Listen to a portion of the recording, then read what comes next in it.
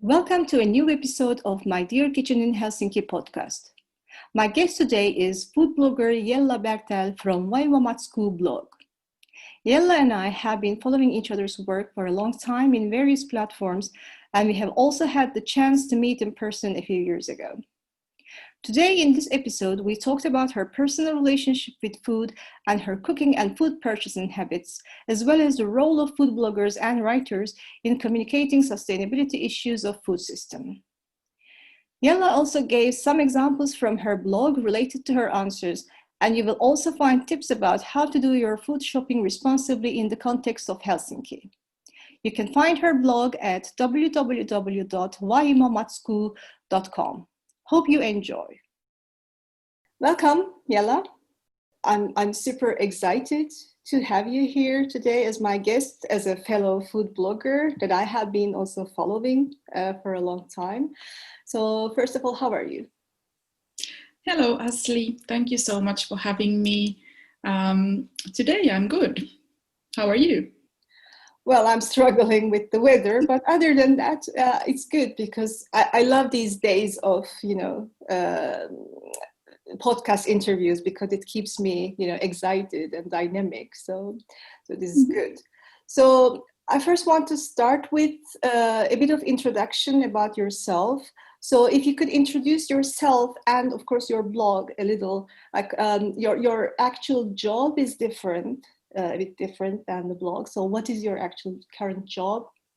And also, why did you decide to be a blogger and when?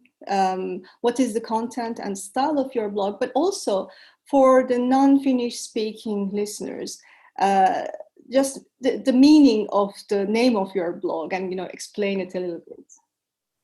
Okay, I knew this question was coming.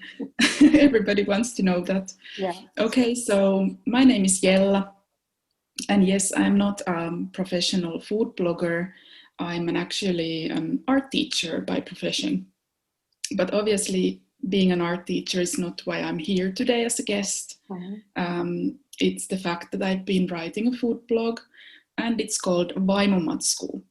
And this translates as wife material for you who don't speak Finnish. Mm-hmm. And I've been writing this blog for over 7 years now. And I've been answering this question about the name since I began. And it's a little bit of a long story, but I'll try to be short. So when I actually started blogging, I was going through a divorce. And I met somebody who was working on an online magazine, and they were trying to hey, how about you start this blogging for us?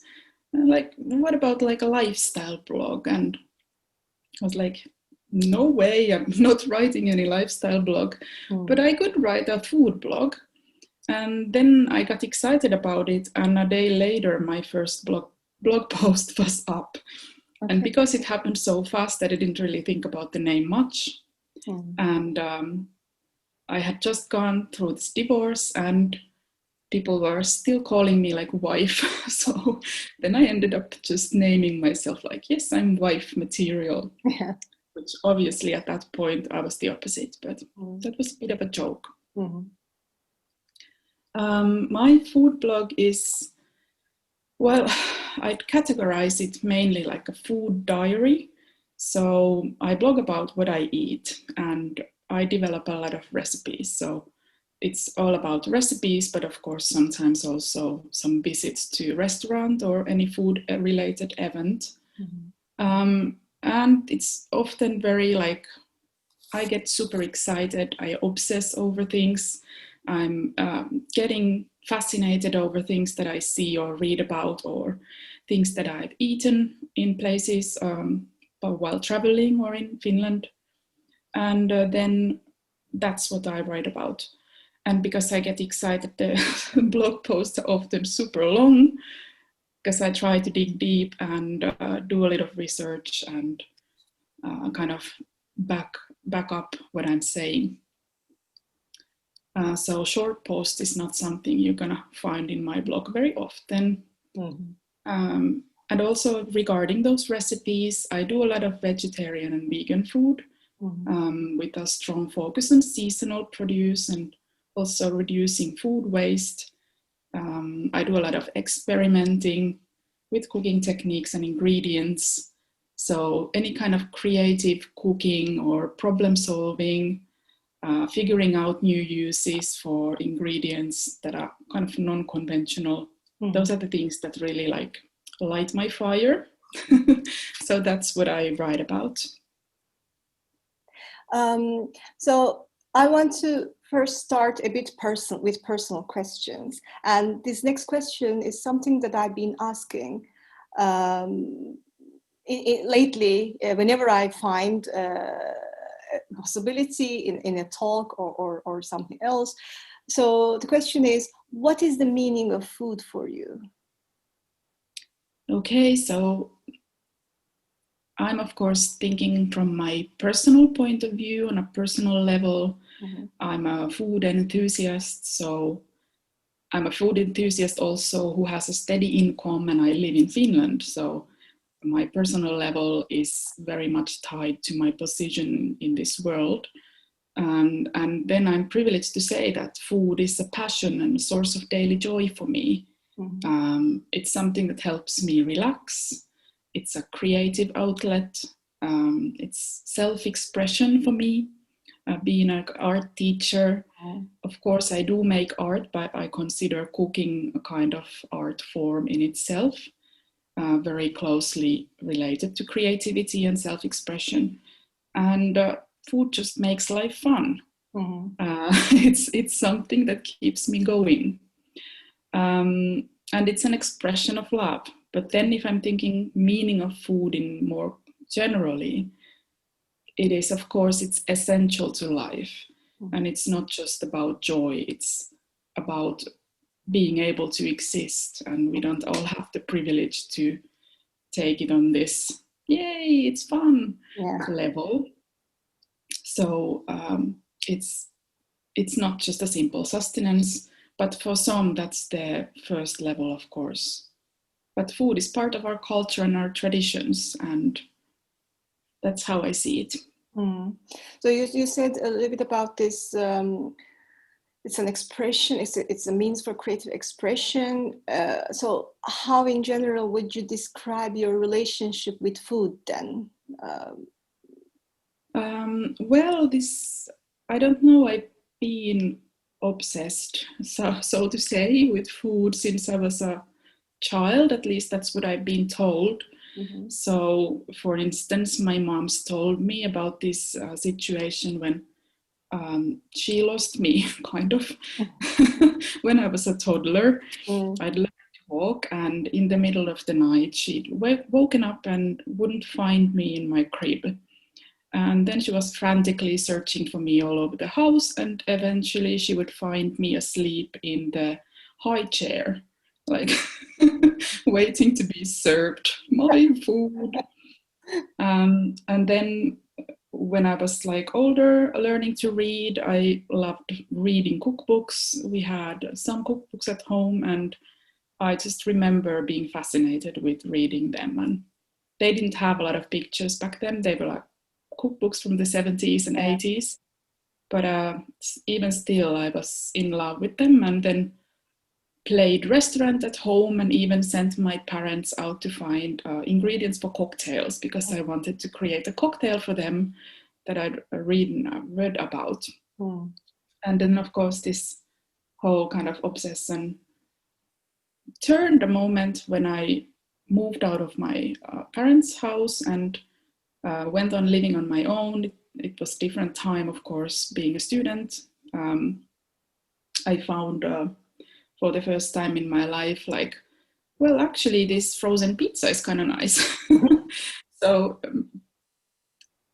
there's like different turns in this relationship, but food is a friend. And for now, writing a food blog, up to 3 posts per week for 7 years, it is really like part of my daily existence, very concretely. And of course, like this food is a friend, but it's been a foe as well.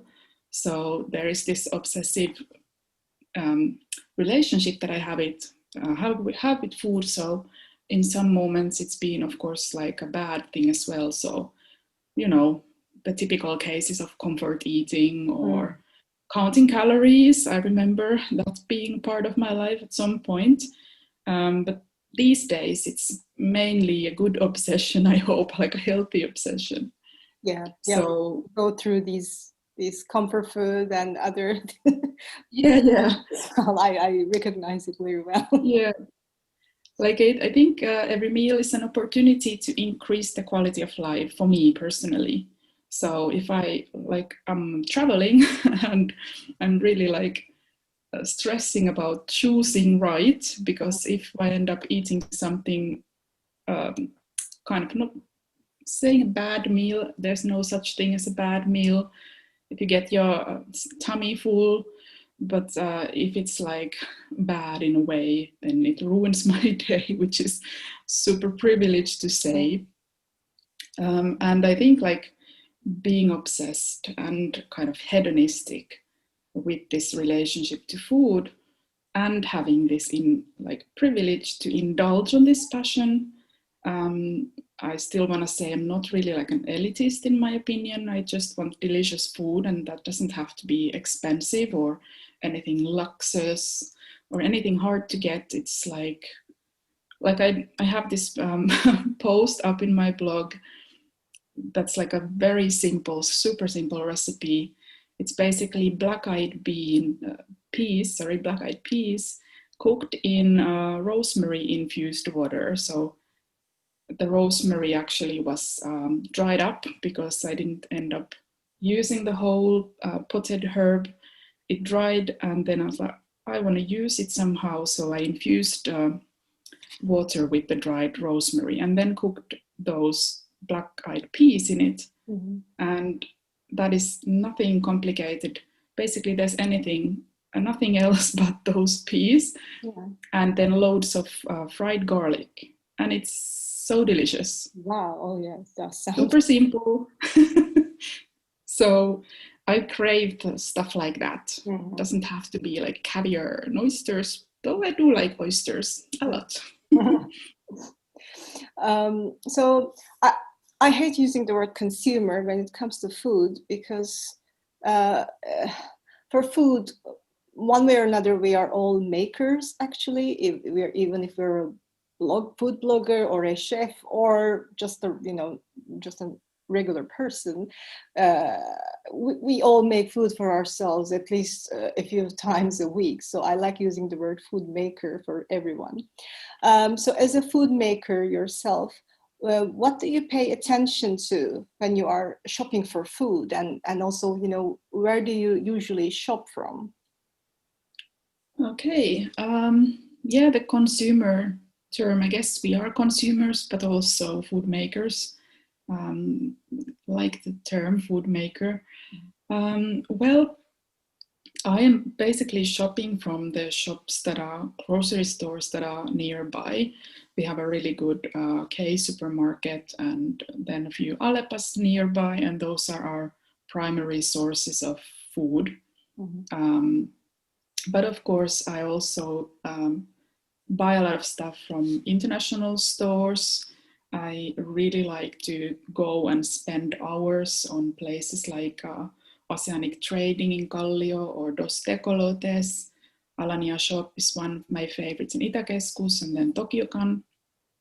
And when I'm shopping there, I have to say I sometimes get an impulsive buyer mode and end up just like finding stuff that I want to try out and bringing it home, which is not super sustainable always.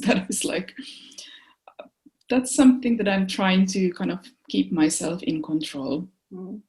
Then also I often search for like special treats from this local food hub close by. It's called Uudenmaan Ruoka, and they have a lot of things that I really like to treat myself to. It's like my gift to myself is, okay, now I'm going to order from Uudenmaan Ruoka, and get some einkorn flour for my sourdough or some local shiso leaves, and that's something I do.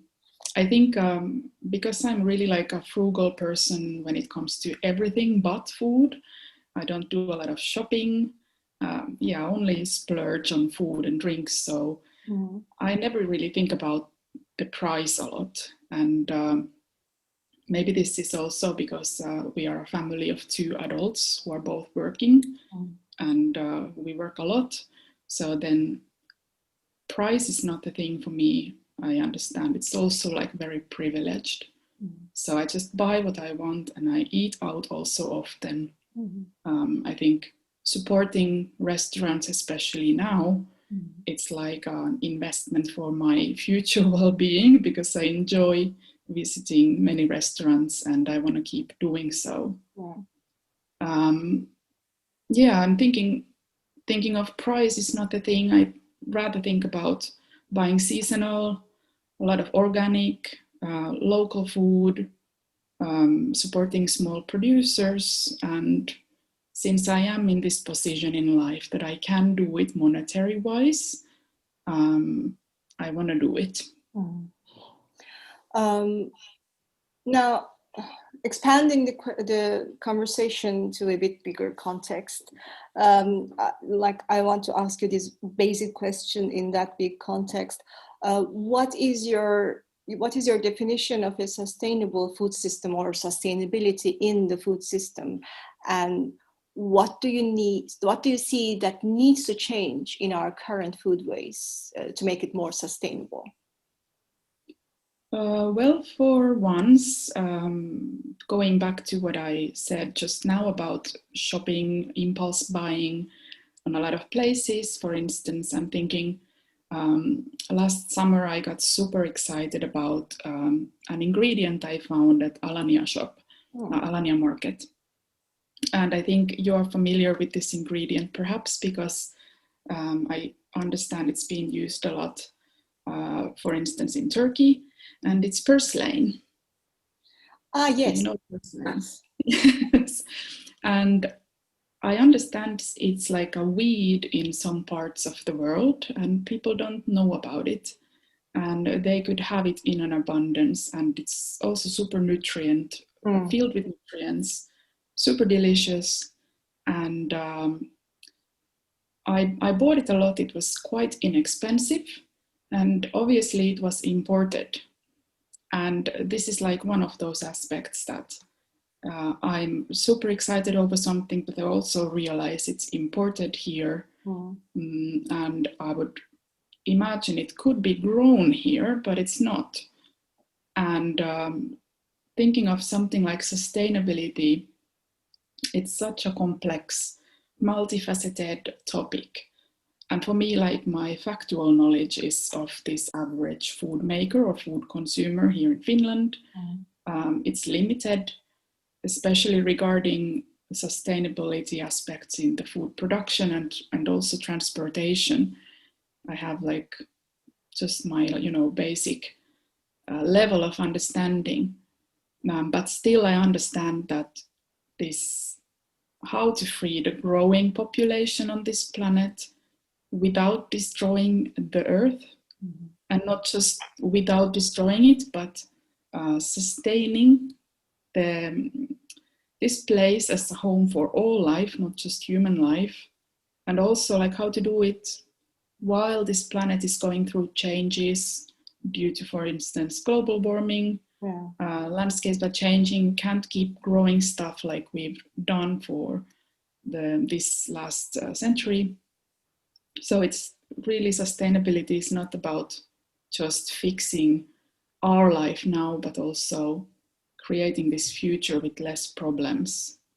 And for instance, then continuing to flow in stuff that could be grown here is not really sustainable, obviously. And the topic is really giving me anxiety.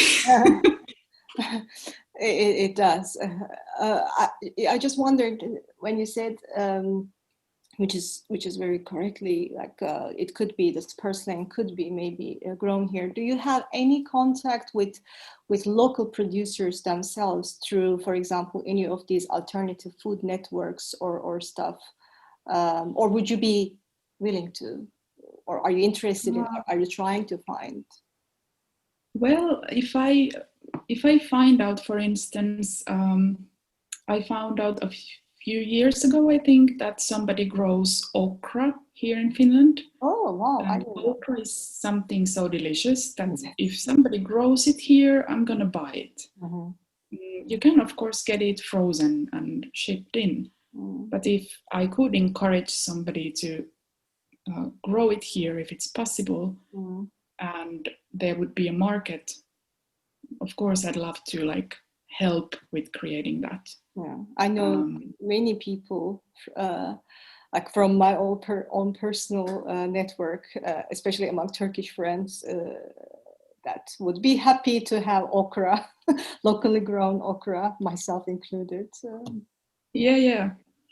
So I wish I had better network, but I guess I could try and expand it. But just in general, this whole aspect of sustainability, how to change them to be more sustainable, the current system, current food base, since there's like, I can affect things that I do as a middle class consumer in Helsinki. So I try to focus on doing what I can in everyday life. So I can, of course, affect my own consuming and eating habits, eat less animal-based products, which, of course, I was vegetarian for 13 years. And I actually started eating everything around the time I started the food blog, which I didn't realize before I was actually thinking about these questions that you asked, but it goes hand in hand, starting a food blog and ending a long period of being vegetarian. But I don't eat a lot of meat, but I still do, like, for instance, consume a lot of eggs and dairy. And I could try and work on that, and then of course eat even more sustainable plant-based food. For me personally, reducing food waste is really something that I like to do, even though I understand the impact on sustainability is smaller than for, per se, eating less meat. But it's something that it's gratifying finding uses for something that would be going to waste or reducing waste. And then also like foraging what I can here in Helsinki, picking some wild food, eating seasonal and local. Those are things that they are not difficult, I think, and everybody could do more of that. And as a food blogger, I can try to encourage people to do that. Yeah, that's where I'm coming at. You gave a lot of examples about your personal habits, but also, you have the blogger identity. You have this really nice blog with a lot of followers as well. So how do you think a food blog or a food blogger can contribute to tackling the issues of food sustainability? I mean, in the blog itself, do you have a communication approach? And also you can expand this question to the potential of food blogging and food writing in general in the communication of food sustainability. What do you think of that? Yeah, I think when I started writing my blog, of course, I had no idea about ever having any so-called influence on anybody's life. I wasn't really anticipating anybody ever really reading anything. And then, of course, over the years, it's grown, and I can see the numbers. Even if it feels like nobody's reading, it's not true. I just don't see them reading and reacting. So I really try to be aware of what I say and what I focus on in the blog, because I suppose it does have impact, even if I don't directly experience the impact. And so I'm thinking I want to normalize vegetarian and vegan food, because those do have a big impact. And I want to get people excited over delicious food that ticks the boxes of how this world can go on, like food-wise, sustainably. And I don't want to make any kind of big deal out of it. So if I have I don't really have a communication plan, but I'm thinking how to say it. I want to be that it's just a normal part of this is what I eat, and you don't have to make big deal out of it. There's absolutely no meat in it. It's just food. It's good food. So I do this by giving alternatives, of course, for animal-based products. That's what I cook with myself. I can get super excited of like all the different ways to do bacon, fake bacon, like making it with coconut or rice paper or mushrooms, or there's so many ways of doing it, and I really like all those results. Or how to do, different kind of vegan cheeses. And for instance, my recipes always use oat cream as a default, because I don't see there's any difference in taste when you're using it as part of cooking. So why would you use, cream? You can use oat cream and it doesn't make really a big difference.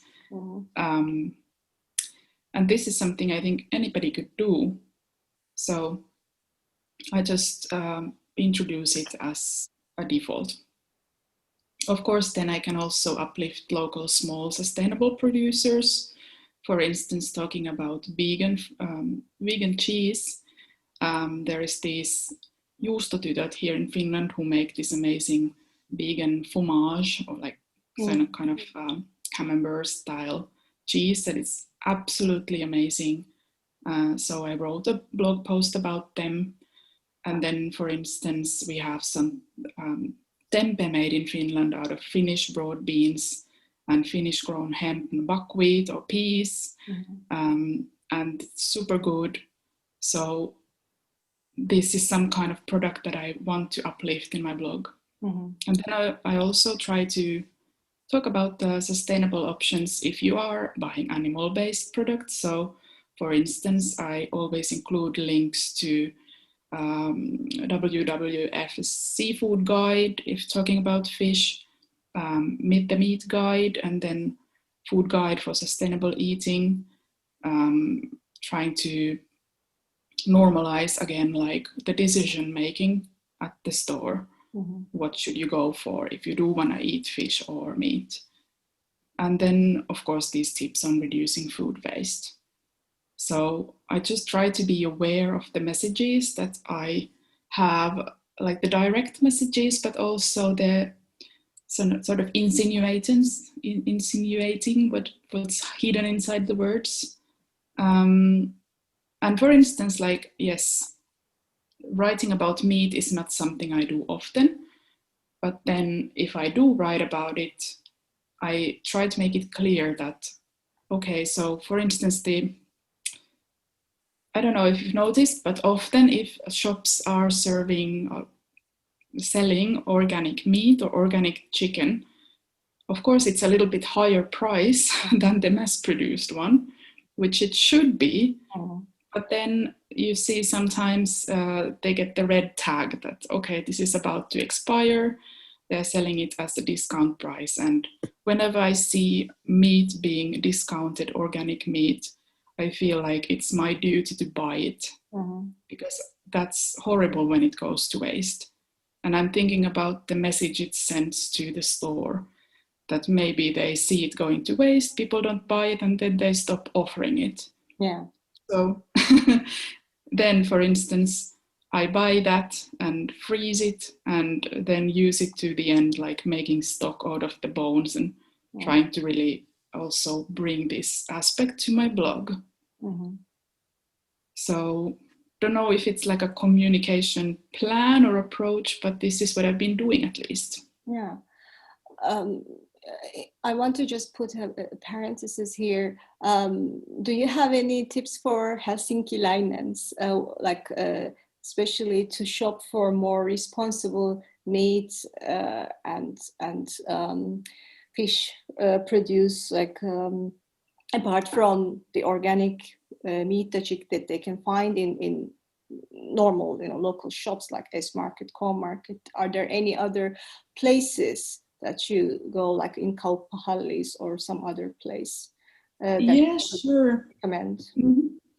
Kauppahallis are good places for speaking directly with people who know the producers often.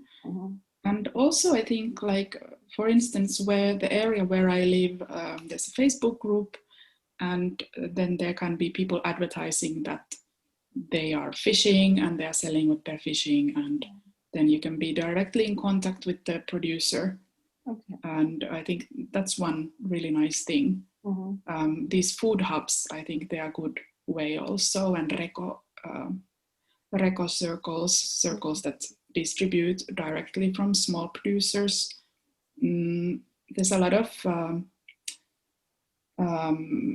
like small producers selling game meat and so on. So I've sometimes also been buying like a whole lamb to my freezer directly from the growers. So that could be something to look into.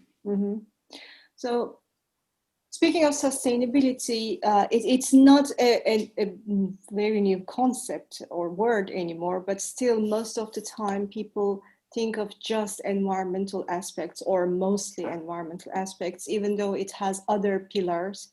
And here I think we should also speak about cultural sustainability, because cultural sustainability, being closely linked to cultural heritage and beliefs and practices, is also closely related to food itself, of course, or food waste. So, about this, what do you think of how different cultures are represented in food blogs and in food media in general, if you like, and the cultural appropriation of food? Yeah, this is I think a hot topic and super important topic. And I guess it depends on what kind of food what food blogs one is following. But thinking in like general mainstream Western food media, I suppose it's been made by white people for white people, like very much. And of course now, for instance, this year, we've had examples of how things may be hopefully changing. Don't know if you followed the case of Bon Appetit last summer. No. Well, Bon Appetit is of course like a huge food media, and the parent company is Condé Nast, and they have a really popular YouTube channel, or let's say it was popular, because there was big controversy over them tokenizing BIPOC community, BIPOC creatives on their payroll, and then having inequality in the pays that they received, and just like a culture of racism in this company. And they were exposed over it, and the YouTube channel lost a lot of followers, which is of course good. And to top it off, they did negotiate with their employers regarding making the wages equal. Eventually all those, or most of those original creators left because they wouldn't pay them the same wages. So I don't know what's going to happen with that, but I think it at least brought a lot of awareness on the topic, just because it's such a popular huge channel. Mm-hmm. And also, like, I'm thinking here in Helsinki, we have, for instance, celebrity chefs. And I think not just in Finland, but all over in Western countries, the celebrity chefs are usually white and male. And they kind of start opening all kinds of restaurants. Yeah. And for instance, here in Helsinki, we have a celebrity chef opening several Asian style restaurants over the years, and they all claim to be authentic. So how's that possible? This celebrity chef can be calling all these restaurants authentic. Mm. And that's been, of course, pointed out in food writing. For instance, there's Eero-Pekka Rislakki in 5-Star magazine, this food-related Finnish magazine, who pointed out this issue. This Finnish chef in question has even said that flavors have been sort of made more suitable for Finnish palate, and still it's called authentic, and people rave about it. And yes, the food can be delicious. I've eaten in these places. It's super delicious, but it's very problematic how it's represented. And we don't really see similar kind of raving good reviews or people going wild about all the Asian restaurants opened by immigrants here in Finland. Actually, it's almost the opposite. It's said, well, the Chinese restaurants here, they are not really authentic. It's just made to suit Finnish palate. Like, So why would it, why is it, it's very like biased. Yeah.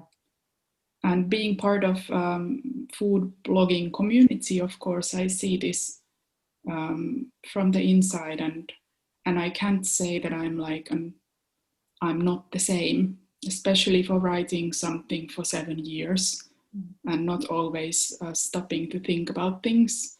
I think I don't pass my own scrutiny on this thing.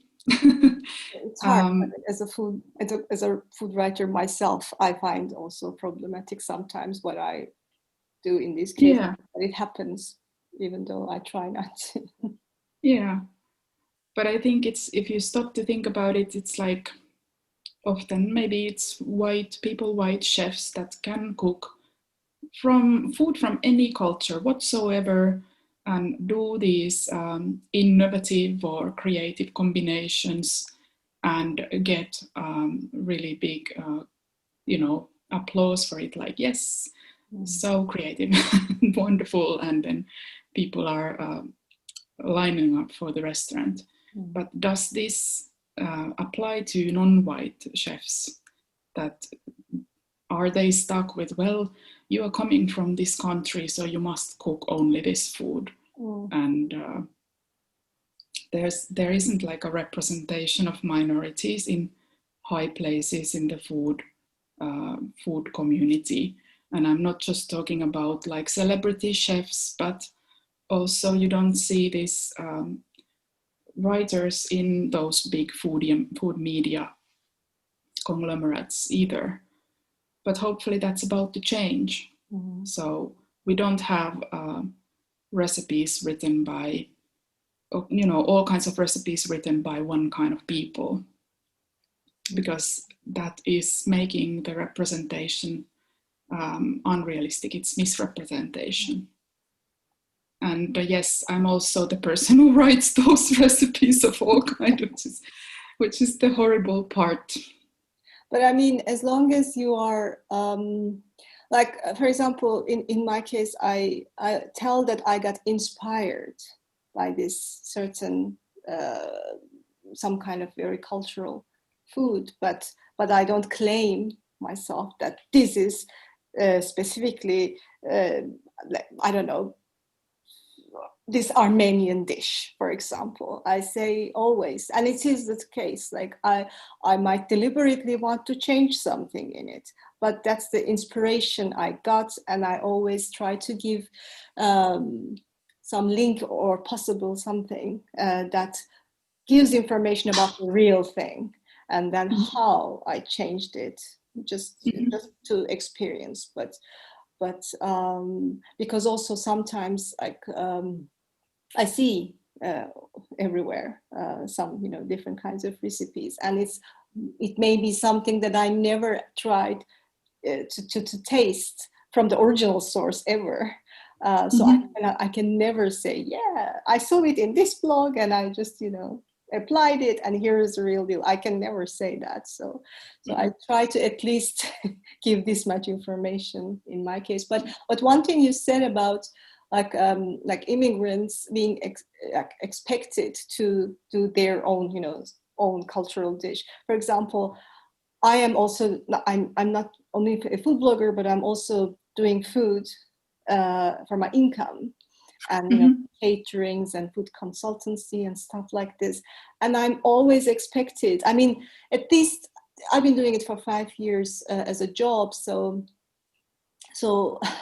at least now it's a bit different. But in the first, I was always expected to make just Turkish food. Because I'm Turkish, I must be doing Turkish food, even though I am very interested in different new root vegetables that I only saw here. For example, I wanted to do that, but no, please, wine leaf rolls and things like that, like hummus. Like the amount of hummus I made, I would go crazy at some point.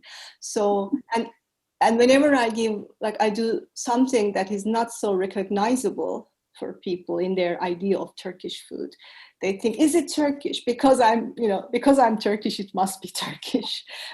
So I'm trying to change this, because I personally, of course, I want to just try different things. So it's something very true that I experienced myself in my own life. But coming to the end of our topic, we have to talk about, we cannot not talk about coronavirus situation. So how do you think you can answer this question just locally if you want, in Finnish context, or you can also reply it globally. How do you think COVID-19 affected the food and food systems, and also what do you think is the future of food post COVID-19? Well, answering this question today after reading the news, the first thing that I'm thinking about post COVID-19 world is unfortunately humanitarian crisis and famine, because I just read about the United Nations Global Humanitarian Overview for next year, and it's looking truly, truly horrifying.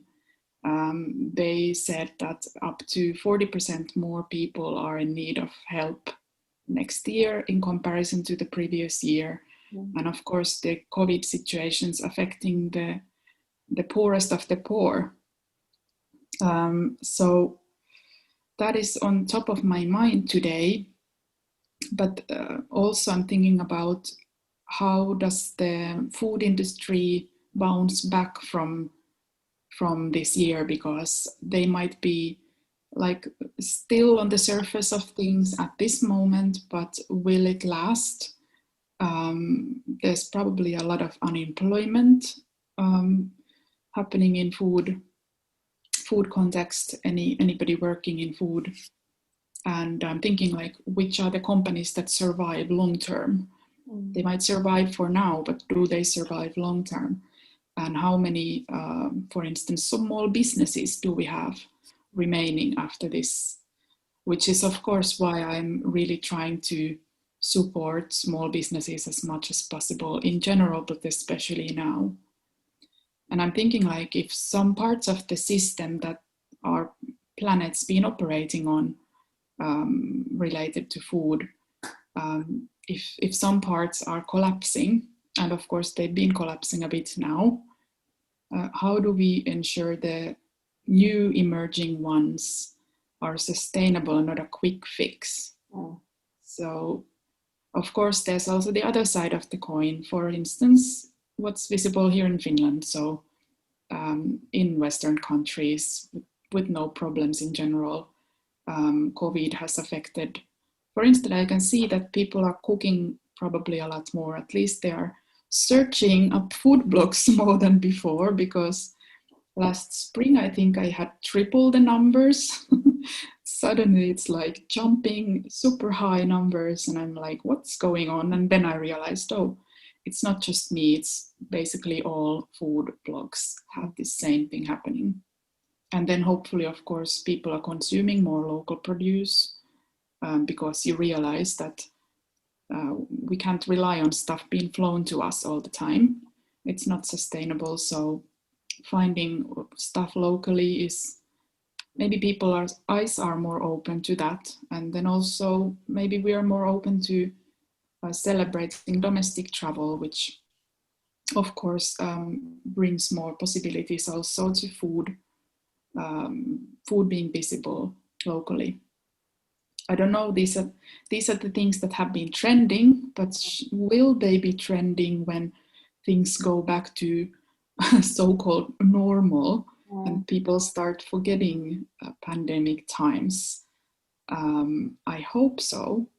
So that something is learned from the vulnerability of this system that we have. And maybe this, that we can overcome things together, should be applied to things that are outside a pandemic, a global pandemic. That's what I'm thinking. Mm-hmm. Yeah, I hope the same, that we have learned, and we're not going to try to do quick fixes or go back to what it was before, but we will actually rethink everything that we're doing, not just the food itself, but everything that we're doing. And because let's face it, this also is not going to be the last pandemic. And so we have to be like prepared. We just realized that we are not prepared at all, except for some parts of Asia which went through SARS pandemic before and actually learned things from that.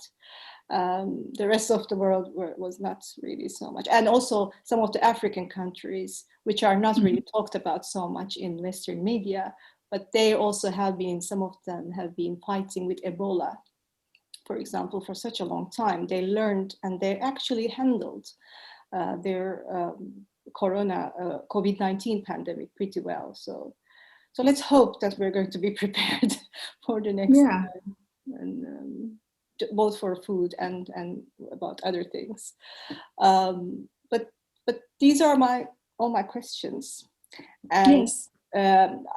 If you have any final words and comments, but also if you can tell people where, again, the link to your blog, but also where else they can find you if they want to follow you. I'm going to try to put some of this in descriptions, but I think I can give the most comprehensive description in the YouTube version of this. So it's better to also tell people where they can find you, and also any other final words or comments you have. Okay. Well, actually, I'm gonna first grasp what you said about Africa and the representation, because this year around June, during the Black Lives Matter movement, the rise of that, I actually figured out there is a restaurant here whereabouts I live, and they cook up African food, which of course African food is like a lot of things. And I was curious about it, so I ordered some for home, and it was delicious, and I posted about it on Instagram. It's called Bantu food.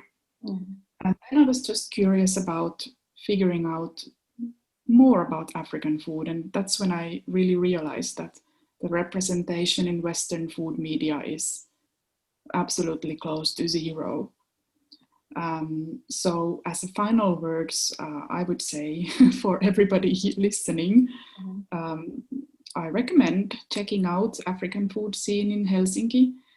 We have a lot of Ethiopian restaurants here that's really, really lovely, but there's also a lot of people doing food not in a restaurant setting, and you can order in, but they don't have like a space reserved for seating at the location where they cook it. So that's something I just want to squeeze in before we wrap this up. Mm-hmm. Yeah, regarding how you can reach me, well, I have my food blog, and the address is vaimomatskuu.com, and then I'm also on Instagram. It's Vaimomatskuu there as well, and same in Facebook. Mm-hmm. I do have a Twitter account, but I really don't use it anymore. Same. So that's not maybe a place. And then, of course, you can find me on Pinterest as well, but that's about it. And the blog is in Finnish, but it's very easy to follow the recipes, at least that I know. Okay. But also for like non-Finnish speakers, especially your Instagram account. Most of the time, like the captions of the photos have a lot of English explanation. Yes. Or so it would be very easy for any non-Finnish speaking person to follow it and have something from it. And really good photos as well. So okay, then that's it. And thank you again for doing this interview. And I'm going to be following, of course, your blog, and hopefully, maybe when all this ends, we can meet in person again and have a real chat and eat together and so on. So fingers crossed. Yeah, fingers crossed. That would be lovely. Yeah. Thank you so much for having me, Asli. I'm happy to. So have a nice rest of the day if you can in this weather. I mean, I'm looking at it right now. It's quite dreary, but let's see. But that's it. Okay, bye. Thank you, bye.